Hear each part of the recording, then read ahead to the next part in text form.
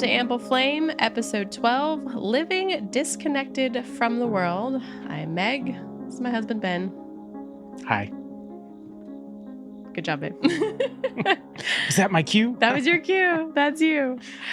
All right. So you want to just jump in? We're just going to jump in. Okay. I have a question first. Okay. When we say living disconnected from the world, what do we mean by world? Can you give a definition? Okay. So for me, what that kind of means, living disconnected from the world, we mean the outside world, the rest of America, the world we came from. Okay. In a way. I mean, I would say we got a different upbringing than a lot of other people did. Yeah. We were homeschooled back in the 90s, a million years ago. Yeah. And we both grew up in religious homes, and we really had a little bit different of a upbringing. Mm-hmm. Living disconnected from the world means we have actually kind of furthered that. Being homeschooled back then, we were very disconnected from the rest of society, Mm-hmm. at least people our age. And because of that, it made us different. I know it made me different, but not in a bad way. When I entered the workplace, I could communicate with adults in ways that other guys my age couldn't. Mm-hmm. And it kind of gave me an edge in a weird way. Like, it sounds weird, but we've kind of furthered that in our married life, our adult lives, and we have pulled back from the commercial food system. Mm-hmm. We've pulled back from the entertainment industry. We've pulled back from a lot of the rest of the world. And it's kind of a weird place to find ourselves, because the longer we live the way we live, the more it can be isolating. Mm-hmm. I know sometimes it's kind of weird if we're around people who don't live the way we live, and it's like, oh my gosh, you're so worldly. Like, right. All of the latest gossip in Hollywood, and all of the sports ball, this right. and that. And we're not like that. Yeah. It's really weird. So disconnecting from the rest of the world, in a way, I mean, we make our living using with the internet. YouTube, right. A lot of people do. Yeah. But it's kind of weird, because this is how we make our money. This is how we're supporting ourselves. But at the same time, our day-to-day life doesn't look like even remotely the other people who are making their money, making their living this way. Yeah. Yeah. So for my definition of world, because I was like, well, let's define things. This makes it easier. Basically just stepping away from the fast-paced, self-centered, materialistic, drowning in debt, workaholic environment. So you should have went first. That was I wanted to see what you said. Way more concise. No, it works though. What you said is true. Yeah. And so we're just trying to step away from what, like you said, the most of America lives like. Let's just talk here, just America. Yeah.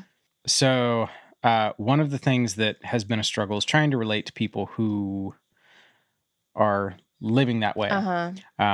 While not partaking in any of the normal things that society deems normal. A lot of people know we raise a lot of our own food. Right. This year has been kind of lacking, because we didn't raise enough meat last year. And so we've had to buy meat from friends. And our garden as well. And we didn't garden this year. Right. Like, I would say we gave it 10% this year. Yeah, that's probably pretty accurate. We were in the middle of building a house. Yeah. And the garden was very, very much on the back burner. Right. I wouldn't even say it was on the stove. It was not even close to a burner. There, because there's some things out in the garden. Like, we've harvested okra and some tomatoes. and some peppers and potatoes and things like that. We got sweet potatoes that are coming in. Yeah. Those are going to feed us this year. 10%. Yeah. It's kind of cool. But anyways, we're getting off in the weeds, which our garden has a lot of right now. A lot of weeds. Yes. A lot of weeds. We haven't pulled weeds. Like, we'll just say this is a rest year for the garden. That's right. It's like a Sabbath year. That's right. The garden just took the year off. And right. It'll be ready to go next year. Yeah. I hope. I mean, that's the plan. Yeah. It'll be right. So trying to relate to people who live this way is kind of a struggle. Not to say we alienate ourselves, but we kind of alienate ourselves. Yeah. Living the way we live. I mean, going off of your definition, it's like, okay, we don't live in a cult. Like, we haven't locked ourselves away in the backwoods of, Montana and, live on compound our ourselves. social media would have to do a lot better before we could move to Montana. Right, It's right. very expensive up there. So true. That's why they call it the millionaire's playground. Yeah. We're not. Not millionaires, definitely not. No, for sure. Yeah. But I mean, we're not talking like we've completely extracted ourselves from the world. Where I guess we're just talking about like how we interact, like you said, we're interacting with the world, even though we're not playing the same game. Which is weird. It's a weird place to find ourselves. I feel like I bring it up every episode. When a natural disaster strikes and you see what people are really made of, and you see the things people care about and the way people act. Last year we had a hurricane. It's kind of in the front of our minds because we're at about the year anniversary date from Hurricane Helene last year. That was a natural disaster. Yeah. I've never lived through something of that scale. And because of the way we live, because of the way we have kind of just, I wouldn't say we're preppers. No. Prepper is a pejorative. I would say we are prepared for anything. Right. Within reason. Like when the hurricane hit, I had 5 gallons of diesel. Right. And so it was kind of a little bit stressful sourcing diesel. Gas too, honestly, gas for the generator, but we were able to make it work. Being prepared is just something that has kind of come with pulling away. And I'm not going to say not relying on other people. Right. That's kind of a harsh way to say it. But our entire married life, which, gosh, 21 years? Well, we've been together 21 years. Married. Yeah. That long, we have always just been by ourselves, doing our thing. Haven't had a whole lot of friends. Right. Just mainly because we've never really found groups of people that think the way we do and are interested in the things we are interested in. It's been in the past probably 5 years that we've met people our age with our interests that share our views. Right. And our entire married life out in California, we didn't have that. Right. And it's been very, very weird. I don't know what I'm trying to say here. It's been really weird going from feeling completely isolated. Yes. Like we were homeschooling our children. We had children. Right. That was the big thing. Age, like we got married and immediately had the twins. Right. And we started our family. Our early 20s, we had 4 kids. Yeah. And that right there set us aside from everybody. We were like, what box do you put us in? Go down the list. We're way down the list. Right. We didn't know anybody who was in our situation. Even now, we are kind of still in that situation, but at least the people our age are just now starting to have kids. Yeah. So we're not completely alone there. Right. Right. Yeah, that is something that has been interesting being out here now is we were very alone in California. We didn't have people with like-minded interests or how they raise their kids. If they had, like you said, if they had kids at all, we just really didn't have anybody. And it wasn't for lack of trying. I mean, we did try. And we moved out here and there are a lot of people that share our interests, homesteading, homeschooling, staying married. Yes. Staying married, living debt free, being self-sufficient, even though that term's kind of like gross now. But I think everybody who's listening knows what I mean. And so it's actually been kind of interesting for us to make a shift of like, I guess you could say including other people in our world, because now there are people to include in our world. Whereas before it was just us and I guess we got kind of used to that. Yeah. And now, I mean, I love it. I'm like so thankful for the people that we have, the community that we've built. But even that, like looking at our community is a community that is set aside from like the general population, I guess you could say. So in that note I have, trying to relate to people while not partaking in any of the normal things. What I kind of meant by not partaking is there's a lot of worldly things that we have taken part in in our 21 years we've been together. I used to drink really heavy. We used to watch all the movies. We used to go to the movies and eat the junk, Right. just like everybody else. Just, normal, Right. the normal things. Have the debt. And have the debt up to the eyeballs. And debt was really the first thing for us that we decided, hey, this is not cool. Right. And we don't want to live this way. We don't want to live this way. This is slavery. When every spare dime you have is going to debt, I'm sorry, that makes you a slave. Right. You're not free. Yeah. Like if you stop working, you lose everything. Yeah. I mean, it's pretty cut and dry. Right. So we sat down and we formed a plan and said, just like Dave Ramsey, right. You sit down, you list all your debts, biggest to smallest, and go after the smallest ones first. Yeah. And you create that debt snowball. And that was what we did. And when we got out of debt, it put us in a different spot than everybody else. Right. It put us in a really interesting position. And, I remember,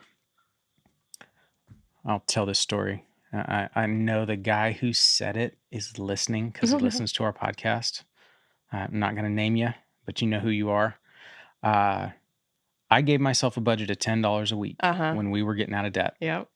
And my coworkers, they razzed me so hard about it. Like it was hard living on, like that was my spending money, $10 a week. Yeah. If I wanted to, eat out, go get tacos or whatever, I had to get it out of that $10. And it was hard. It was really, really hard. Well, there was a barbecue joint down the street from where we worked, and I don't think there's a single thing on that menu that was under like $15. And all the guys on like Friday would be like, "Hey, Ben, we're going down to the barbecue joint. You want to go?" "Oh, never mind. There's nothing you can afford for $10. And then, ha, ha, ha. And I'm just sitting there just like, like, I could blow my budget. I got my card. I can go, right? Because I did everything on cash. I would literally physically take $10 a week. And that was what I bought any food or whatever. Mostly food. I ate it. Yeah. But yeah, it hurt. And then we paid off our debts. And it got to where, hey, we actually have some extra money. We don't have to live this way. And then when it came time that we decided we wanted to homestead and we wanted to leave California, we had paid so much of our house off that when we sold it, we pocketed the majority of what we sold it for. Right. And it really put us in an interesting position because we were able to buy this place we're living at completely debt-free. Yeah. We have no debt. For the first time in our life, we have zero debt whatsoever. And it kind of put us in a different box than the rest of the world. And so trying to relate, I remember where we were. Had all the debt, had all the, 2 cars and a house and kids and, everything, credit card debt. And being where we're at now, it is hard to remember because I look around and I see the financial struggles that so many people are having, people living paycheck to paycheck. And it's like, that was us until we finally decided no more, enough. So that's just one aspect of where we've been. Yeah. Disconnecting from the rest of the world is just the debt thing. Yeah. Just by disconnecting from that system, put us in an entirely different world. It really is a weird place to be, not having debt, not being beholden. Yeah. I remember being afraid that I would get sick, and I would do anything I could to not get sick. Right. Because I knew that if I missed time at work, we were going to have a hard time paying for stuff. Right. And it was kind of terrifying. Yeah, that was a big part of it too. Getting out of this is so you didn't have to work yourself to death. We wanted you to be able to go on vacation or stay home for, an extra day 1 week.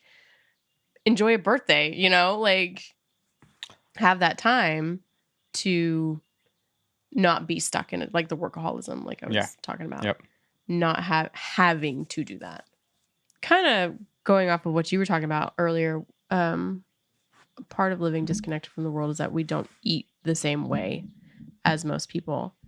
And not only is it just our diet different, but by living this way, we spend most of our time procuring our food. Yeah. Whereas like in an, I guess you could say, normal society, you're just working and you're eating whatever, and like you're still spending most of your time working probably, okay? And then you just go shop and you eat whatever. Most of our time is spent procuring our food in some way. So for us, like, we're raising our animals in the good years. We're not building a house. Oh, we're still raising them this We year. are still raising our animals. Yeah, I mean, that hasn't stopped. And then we put a lot of effort into our garden and preserving and like figuring out our food for the year and over the year, rather than just like, oh, it's like second thought. Like for a lot of people, I think food is just a second thought. You just got to eat something, so you just hit the Burger King or the McDonald's, or go buy whatever from the grocery store, the frozen meals. Like, we were big in the frozen meals when we got married, and because you don't think about it, you're just like, oh, I just got to feed myself something, to make This the looks hunger good. pain stop. Yep. And living the way we live now is so different, to the point where like even our neighbors who like own cows are like, why don't you just go to the grocery store? Like, why are you doing this? And there's so much in that question, or the answer, I guess, like so much in that answer. Like, there's so many reasons why we do this. And part of that reason is because we want to look different from the world. We want life to be slower. We don't want to have to be spending all of our time working a job to get the paycheck to just buy the food. When we make the focus more about procuring the food, and we're not worrying about as much as the paycheck to pay for the food, your perspective shifts. Life is different. Absolutely. And it's not just about going to work and making the paycheck and worrying about not getting sick so you can make those dollar bills. It's like, well, what can we grow ourselves? What can we do for ourselves? How can we slow down in this area to not be, I guess, materialistic, kind of, in a way of like, oh, I want to buy the Cheetos and the McDonald's and all that kind of stuff. Like, food can be a materialistic thing. Absolutely. And so we just kind of disconnected from that as well. So we've talked about it in other podcasts of why exactly we started growing our own food and why we unplugged from the food system, the world food system. I suppose we could just briefly talk about it a little bit. Go watch Food Inc. Yeah. Go watch the documentary Food Inc. Yeah. That is the shortest, quickest way. That was a eye-opening documentary for a lot of people. Yeah. If you can still find it, I'm sure it's still out there. You can, yeah. I think it's on. I would say that's a good place to start. If you're stuck in the rut, you're eating, all the fast food and all the junk that's out there, and you just don't feel good and you don't know why, go watch that. It might open your eyes to what's really going on. And the more you go down that food rabbit hole and the more you discover, it's like, oh, this would be why I feel terrible. Junky, and this would be why I'm fat, sick, and nearly dead. Right. I think that's a documentary too. It is too, yeah. But there's a lot of stuff you'll learn going down that rabbit hole that it would make sense if you didn't know why we eat this way and why we live this way. Well, food was a big eye-opener for us. Yeah. And the more we learned about the food system and all this stuff, it was like, well, I'm not eating this anymore. Right. Not buying this. We're not going there. Yeah. And the more we stayed away from that type of food, call it feed, and that's what it's more akin to, is an animal feed, the better we felt. Right. The more brain fog goes away, sleeping better, that kind of stuff. And it was really, really eye-opening, changing our diet and eating just clean, whole foods and what it did for us. Yeah. Honestly, I think it's kind of the impetus of us moving and changing our life, doing what we're doing. Once we figured out, it's like, oh, hey, we can eat this way and feel amazing and think right. Yeah. Why don't we do whatever we can to make this happen? And then, buying that kind of food is very expensive. And so then I'm trading hours for food. Right. Hours I'm gone for food. And it really did make more sense to just grow it ourselves. Yeah. And so that's what we've done. We've set out to grow most of our food. I say this every time I talk about food. There are some foods we will never be able to grow. Right. Or that I can't produce at the capacity that we, Yes. like cheese. Like I buy cheese. we had a dairy cow, and it was eye-opening to realize we need 3 dairy cows to support everything that we want to do, to make the butter and to make the cheese and have milk to drink. Right. Yeah, it's almost a cow per. Yeah. We need a cow for butter and a cow for milk. Right. And a cow for cheese. Yeah. Like, realistically. We have a huge family. Yeah. We're a family of 8. We eat a lot. We eat a lot, and we use a lot of cheese. Right. A lot of butter. Dairy products. A lot of dairy products. Yeah. And yeah, we would need quite a few cows. Right. I don't know if I want to milk 3 cows a day. That's a lot. Not at the moment. No. Not at the moment. Maybe later in life. Let's finish this house build, and then we'll talk cows later. Yeah. I kind of want to go back to what you were talking about a second ago, of like eating different, like what happens when you change your diet. And something that came up when you were talking about food. Oh, there's the air compressor. We forget every time to turn off the air compressor. Sorry, guys. At the conference that you spoke at, and it was like the ask me questions after your talk at the pantry talk that you did. And somebody was like, well, what about snacks? Like, I love to snack. What do you do about snacks? And something that didn't come into the answer, which we didn't even think about till later, I'm just now realizing it, is when you change your diet and you're eating real food, you don't want to snack as much because your body is satiated. Mm-hmm. So whereas the typical American diet, a lot of that money goes to snacks. Mm-hmm. You're snacking on crackers and Cheetos chips and popcorn and packaged things, right? Gummy bears, I don't know. Like infinite shelf life junk. Right.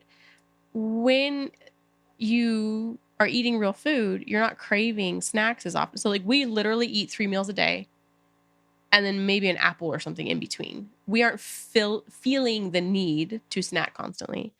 And so by changing our diet and disconnecting from the way that generally America eats, we're not having to spend as much money on snacks. Fillers. Yeah, fillers. Yeah. So I go back to at work. The place I was working at before we left California, I bought a cabinet because I had some, it's a machine shop, and this particular machine shop we worked on, everything was kind of a job shop. Right. And so some of the stuff we worked on was very, very, very large. Like I'm talking special permit on a custom lowboy truck sized stuff that we worked on. Really cool mining equipment. Like it was a cool job. Well, anyways, cool job. Had to live at that shop sometimes. Like equipment that big, it's costing you $100,000 to move it from the mine to the shop to get it worked on. You better believe it's going to be at the shop as little as possible. So when stuff would come in, you might as well just get a cot, go clock out, right? Take a nap, and then go back to work. And so there's quite a few times I worked 24 hours straight, no problem, at the shop. So all that to say, I bought this cabinet for my bigger giant tools that wouldn't fit in my toolbox. But after I put the, 5 or 6 great big long measuring devices in this cabinet, it's like, well, I got all this room. So I filled the cabinet with snacks because, you're at work all the time, and that shop was out on the opposite end of town from anything. There was a gas station that was the closest, and everything else was like half an hour to an hour away in any direction, almost any direction. So it was kind of hard to leave and go get something to eat. Luckily, we lived about 2 miles from that shop. Yeah. It was awesome. Like it doesn't get much better than that, other than, doing what we're doing now. Right. I could come home on my breaks, but in situations where we had rush jobs that you got to stay there the whole time till it's done, I just started stocking snacks. And so I filled this cabinet with snacks. I'm talking bags of chips and ramen like and cup noodles, ho-hos. Right. I mean, just junk, just trash. I'd go to the dollar store and just fill up a shopping cart just because, I'm trying to make the hunger pain stop when I'm there in the middle of the night by myself or, one other guy. Yeah. Well, when we decided to go on Whole30, I quit eating that stuff.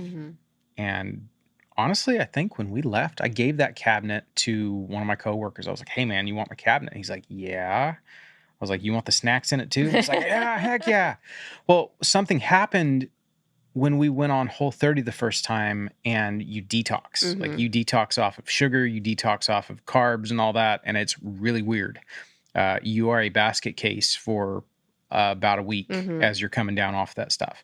And once you power through, you feel amazing.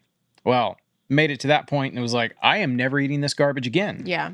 And I didn't. Right. Like, a lot of that stuff had been in that cabinet for months after Whole30, and I never touched it again. Like, I never ate the cup of noodles, and then I just gave it away. Right. But you crave stuff. You have to snack when you are on that stuff. It is the weirdest thing. Yeah. I wouldn't have believed it having someone tell me about it if I hadn't experienced it myself. And then once you're off the stuff, you don't crave that junk anymore. Right. Right. It's really nice. Yeah, it is. I mean, and it's made that way. Like, it is made that way. Like, they put a lot of money into making sure that you want to buy more of that. Yeah. Okay, so we've talked about food for a while, but there's other ways that we have disconnected from the world. One of the things that I have on my list is that we don't play/entertain the same way as the world. So we have a lot less electronics in our house. We don't really watch movies. That kind of Why? Let's talk about movies, because this is something. Who is it I was talking to? And I was like, we don't really watch movies anymore. And they were like, what do you do for fun? Yeah, right. So I heard a quote one time, and it is, never trust a man whose TV is bigger than his bookshelf. And I was like, dang, that's so true. And we used to have the big TV in California. We did. It did not make the move with us. It did not.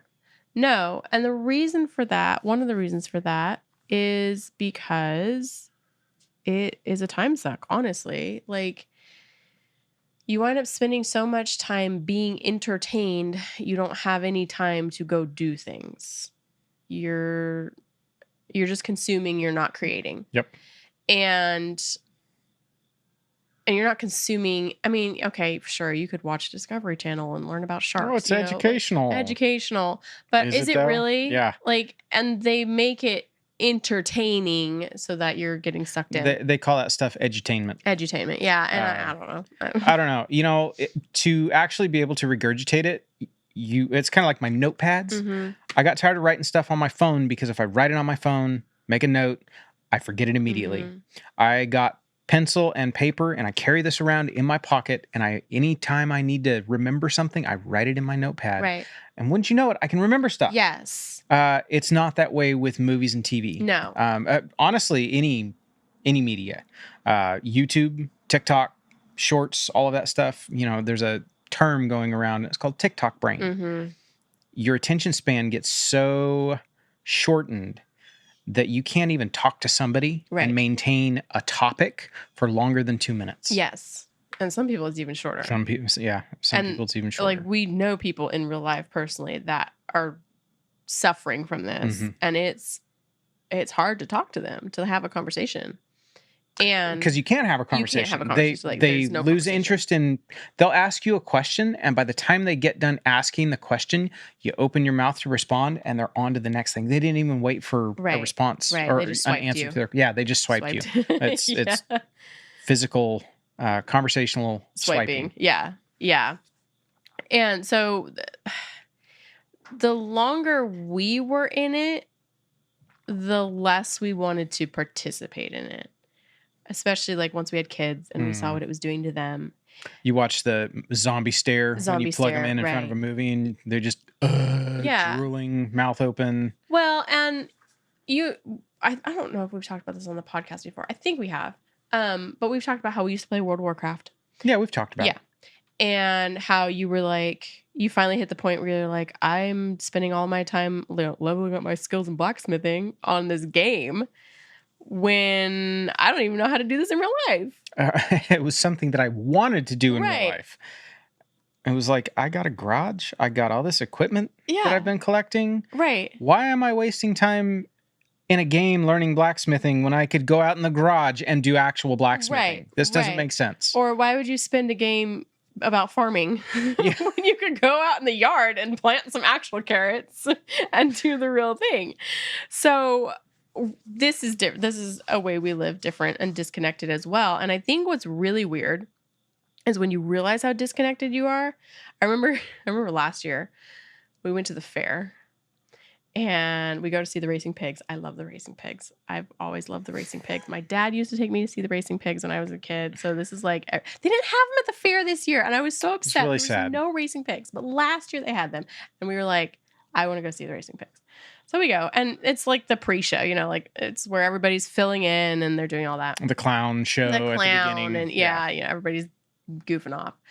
Well, this weird song pops onto the radio, the loudspeakers, and the entire bleachers of... We always go on school day. Yes, right, because it's cheap, because the kids get in free. The kids get in free. Yeah, so it's other, like... There's a million kids. Right, and it's usually like schools, like buses of, school kids, with, their parent chaperones and stuff. So the bleachers are full of this particular school. They're all in the same uniform. And this song comes on the radio, and it is like it's a little kid song about gummy bears or something. I don't know. And the entire bleacher erupts, and all of the kids start singing this song and dance. I guess there's a dance that goes with it. Dancing this dance. And all of us were kind of like, what just happened? It was like more than that. It was a half circle around this pig race. Right. And the parents are doing it. And the parents, the kids, everybody is doing this stupid dance. Just like all of a sudden, it was like a flash mob almost. Yeah. You know how they just like pop up. But it was like the music came on and the switch was flipped and Pavlov's the kids dog. Yeah, exactly. And we were like, that was a moment for me that I was like, oh, we really don't participate in this world at all, dude. Because our kids are like, what is going on? Well, because it was so intense. Yeah. And so over the top. Like these kids went crazy. Yes. Like literally nuts. Yeah. When this song came on, they're standing up, they're jumping, dancing, screaming. Lots of screaming. And it was like, it startled us. It was like, what the heck is going on? And then we realized they're all singing and dancing to this. And it's terrible music. It really was terrible. Yeah. And the fact that we had no idea what was going on was like, oh, wow, we really have disconnected ourselves from like the entertainment industry and electronics and like pop culture and the internet and stuff. Remember the Baby Shark? Oh, yeah. And how everybody was singing that stupid song. Oh, my gosh. We had no idea. And all of a sudden people are doing this song and singing this song and it's everywhere. And it was like, did we miss something? Yeah. And we had. We had completely missed this. Because we don't plug into the general culture of entertainment. We call that stuff that's the inane. Yeah. Like, there is some child entertainment that was available when we were kids. Yeah, right. We watched PBS, Wishbone. Yeah. Wishbone was cool. What was the other ones? Bill Nye the Science Guy. That was what was on TV when we were kids. Yeah. And that was the stuff that we watched, the edutainment. Yes. Well, gone are those days. And the stuff that's out there now is so infantile. Right. It insults your intelligence. Yes. Well, at least it does me anyways. Right. I mean, there was some stuff like that. There was Barney and Teletubbies out when we were kids. Right. But we didn't watch that stuff. It was infantile. And I realize it's just this generation's, infantile, whatever. But it really is weird when you see something like that, you hear something like that, and you realize, oh no, we are so disconnected. We aren't even aware of the inane garbage, the annoying earworms. Yes. Yeah. Going back to movies, and you'd ask, like, why do we not participate in the movies and stuff?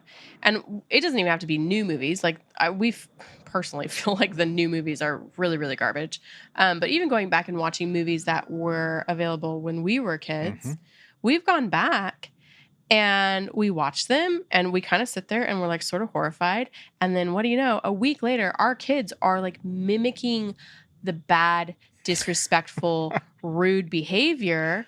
And we're like, where did this come from? And they're like, oh, well, that was in that movie that we just watched. It's like the movie, what's the one with the Minions? Despicable Me. Yeah, that's what I was thinking of.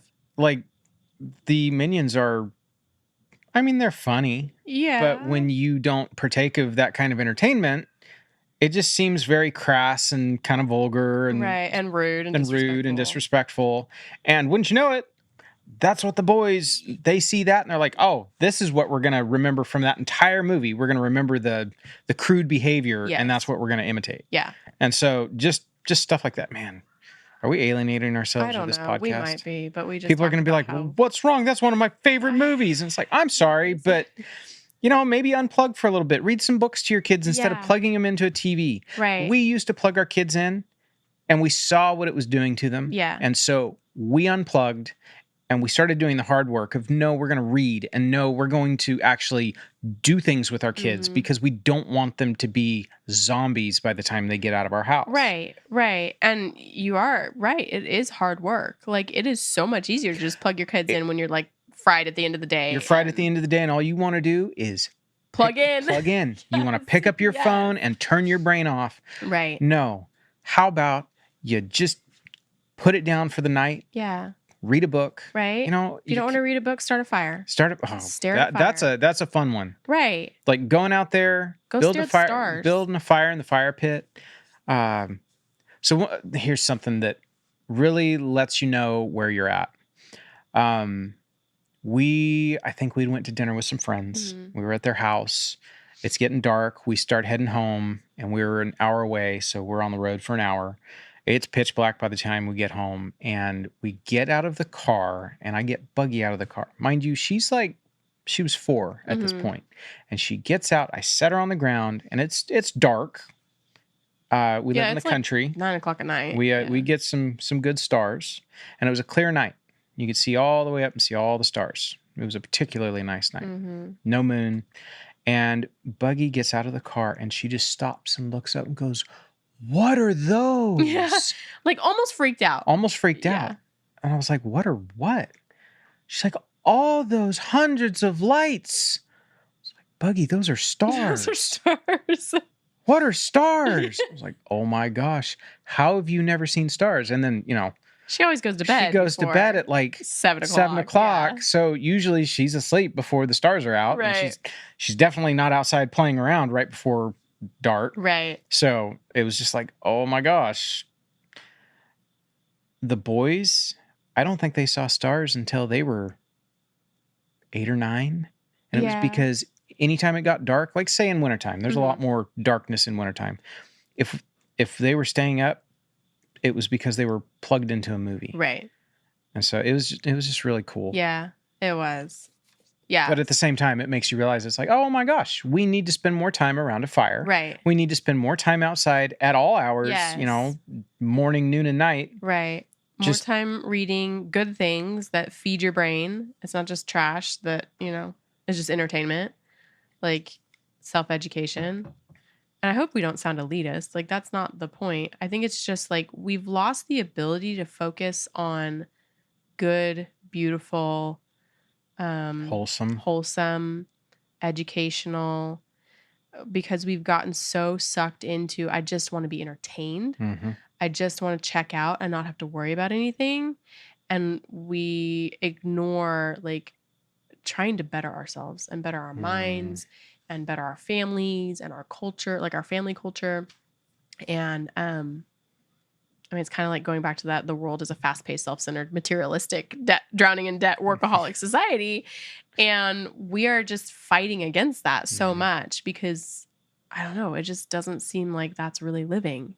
Yeah. It's like you're just being consumed with your consuming. Your consumption is consuming you? Yeah, it is. Yeah. And if you're pulling back and going, okay, I'm going to slow down. I'm going to like think about other people. I'm not going to be materialistic. Like, let's just have less stuff and more like outside time and just feeding your soul rather than just consuming things. I guess that's what we're trying to do when we're talking about being disconnected. Mm-hmm. And I would say we're living a much better life than... We're healthy mentally, physically, spiritually. Yeah, for sure. By slowing down and disconnecting and unplugging a little bit. Yeah. It has really changed our lives in a way we never thought. We wanted to grow some vegetables and have some chickens. Right. Maybe a few more animals. Yeah. And we never knew that it was going to be what it is. Yeah. This really is a amazing way to be. And I'm not talking about just homesteading. I mean, just living our life so disconnected from the rest of the world, and the direction that the world is heading, we see that, and we don't want any part of it. Right. I want my boys to have the same opportunities and things that I did, same choices. I don't know. I feel like I'm going to start saying some stuff that maybe shouldn't be said. I got to watch what I say. I don't want to hurt feelings or make people angry. Oh, I see. So I'll just keep it kind of toned back. Yeah, that's okay. Okay. Yeah, so, I mean, we've had a lot less stress. We don't have as much desire to keep up with the Joneses, and we're not focused on materialism anymore. It's just been a really good life. It's been pretty cool. I guess in the end, it's just slowing down and stepping away from what the world deems is important and necessary. When you can get outside of that, it's like, oh, there's a whole different world. It's kind of like, what was that movie? Truman Show? He's like, he's in his little world, but the producers are like, steering it and trying to make sure he's living a certain way so they can get certain reactions out of him. And he like gets out of that and realizes there's a whole different world where he's not being like steered and controlled. And it's like, oh, like there's a real life outside of this forced materialistic rat race kind of thing. Yep. Absolutely. Yeah. All right. We are actually going to continue this over on the after show. If you are so inclined, go over to our Patreon. It's Ample Flame. Oh, what's the address? Patreon.com/AmpleFlame. Every time, babe. There's a reason Meg does the ads on our channel. Yes. On YouTube. I cannot stick to any script. It's darn near impossible. Yeah. That's all right. I'm here for you, boo. I got you. Go to our Patreon. Sign up if you want. We do members only episodes. Yep. We have the after show, as it's called, where we will talk about some stuff that might not be general audiences approved. Not that we talk about anything bad, but having it behind a paywall, we can speak a little more freely over there. If you're so inclined, we really do appreciate everybody who's signed up for that Patreon. Yes. It has actually grown more than we thought it would. Yeah. It's been really cool. That's really cool. People like listening to us talk. It's been cool having the support because it's kind of enabled us to do a little bit more with the podcast. It's been really cool. Yeah. And thanks to everybody who's signed up for it. And thanks to all of our patrons. Yes. It's really cool. Definitely. Yeah. Also, I want to say a thank you to everybody who watches this on YouTube. We post this podcast in a video format. It would be a lot easier to just do audio only. Totally. But the video is kind of cool too. And thanks to everybody who watches it on YouTube. Yeah. Because it helps out. Yeah, so. It does. All right, that's going to do it for this episode. We'll catch you guys on the next one. Bye.